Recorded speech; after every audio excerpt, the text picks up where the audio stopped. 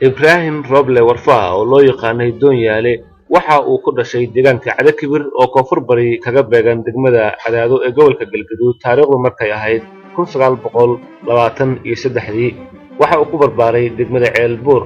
waxa uu ku sugnaa halkaasi ilaa uu ka gaarayay 13 sano jir xilligaas oo ahayd xilligii uu gumaysiga Talyaanigu gumaysan jiray Soomaaliya xarumo waaweyn oo militariga uu ku lahaa Doonyaale waxa uu ka mid noqday ciidamadii Soomaalida ee Talyaanigu uu tababarayay kadib waxa uu noqday mid aad looga bartay degmada Ceelbuur iyo guud ahaan ciidamada dhexdooda muddo 3 sano ah kadib Doonyaale waxa uu noqday macallin ama tababare waxa uu tababari jiray ciidamada Soomaalida oo dhan waxa uu saaxiib la noqday aasaasii ciidanka dalka Soomaaliya General Daawud Cabdulle Xirsi isla xilligaasba waxa lagu yeeri jiray naanaasta Doonyaale waxa uu ahaa nin aad u fahmad badan aadna u degan Doonyaale waxa uu ka mid noqday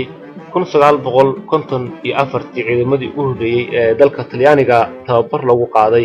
isagoo waliba markaasi hormuud u ahaa ilaa 14 qof oo si gaar ah lagu tashanayay kana mid ahaa ciidamada tababarka loo diray Colonel Doonyaale iyo raggii la socday 3 sano kadib 1957 ayay dib ugu soo laabteen magaalada Muqdisho iyagoo la socday 2 doonyood oo Talyaanigu u lahaa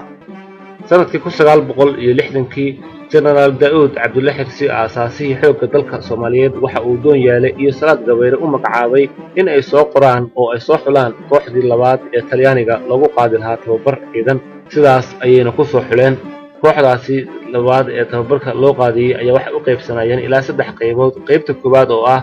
madaxda baabuurta militariga kooxda labaadna waxaa loo tababarayay howlaha guud halka kooxda saddexaadna ay ahaayeen kooxda madaafiicistayaasha 1964 markii uu bilowday dagaalkii qaraaraa ee Soomaaliya iyo Itoobiya Colonel Doonyaale waxa uu ahaa ninkii u sarreeyay ciidanka xoogga dalka Soomaaliyeed kana dhigay wacdaaro ka yaabiyay ciidamadii la dirirayay ciidanka Soomaaliyeed isla sanadkaasi 1964 waxa uu Colonel Doonyaale qaatay dowlad geesi uu ku qaatay qaabkii uu u hogaamiyay dagaalkii Itoobiya iyo Soomaaliya xilligaas dhexmaray wuxuu ahaa nin aad iyo aad u caqli badan aadna u xigmad dheer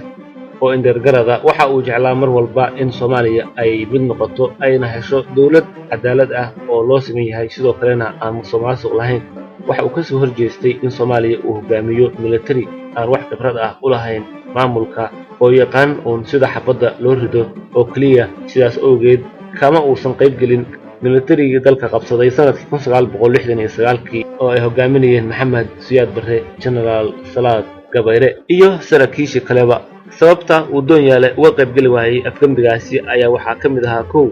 in aan waxba laga ogeysiin asaga iyo raggii kale ee ugu sarreeyay militariga sababta aan loo ogeysiinna waxa ay ahayd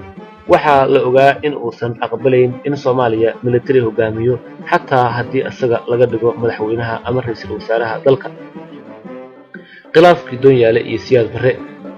Doonyaale waxa uu ka soo horjeestay hogaankii iyo taliskii militariga oo Maxamed Siyaad Barre hogaaminayay wuxuuna uga soo horjeestay in aysan Maxamed Siyaad Barre iyo ragga kale ee kacaanka hogaaminayay ay yihiin kaliya taliyayaal aan maamul aqoon laakiin yaqaana oo sida dalka loo difaaco sidaas awgeed waxa uu qaatacay taliskii militariga oo dhan Maxamed Siyaad Barre wuxuu u yeeray Colonel Doonyaale waxa uu ku yiri waxaan rabnaa in aad nala shaqeyso oo aan jago ku dhiibno Colonel Doonyaale waxa uu yiri idin lama shaqeynayo maxaa yeelay wadanka xoog ayaad ku qabsateen oo kuma aadan imaan rabitaan shacab ma garanaysaan maamulka bulshada oo laynoo barin sida awgeed idin lama shaqeynayo Maxamed Siyaad Barre waxa uu go'aansaday in uu cunaqabateeyo maxaa yeelay waxa uu ka baqay in uu afgambiyo oo uu isaga dilo sidaas awgeed waxa uu ka mamnuucay shaqadii ciidanka oo dhan wuxuu u magacaabay in uu mas'uul ka noqdo warshadii kalluunka ee Laas Qoray sidoo kale waxa uu ka mamnuucay in la dallacsiiyo oo la siiyo darajada generaalnimo muddo yar kadib xillidaas waxa la xiray Colonel Doonyaale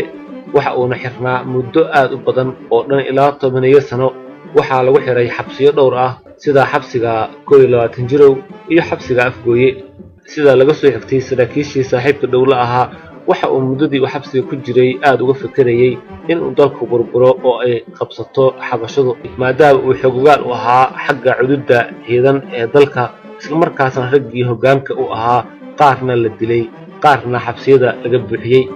cunaqabatayntaasi uu Maxamed Siyaad Barre saaray Colonel Doonyaale waxa ay saareen tan iyo intii ay ka burburaysay dawladdii militariga ahayd doonyaale allaha naxariistay waxa uu dhintay 1991kii oo lagu dilay degmada Afgooye. intaas ha inoo joogto qaybta koowaad ee taariikh nololeedkii Colonel Doonyaale. waxaa soo jeedinaya anigoo Cabdi Xasan Awowe.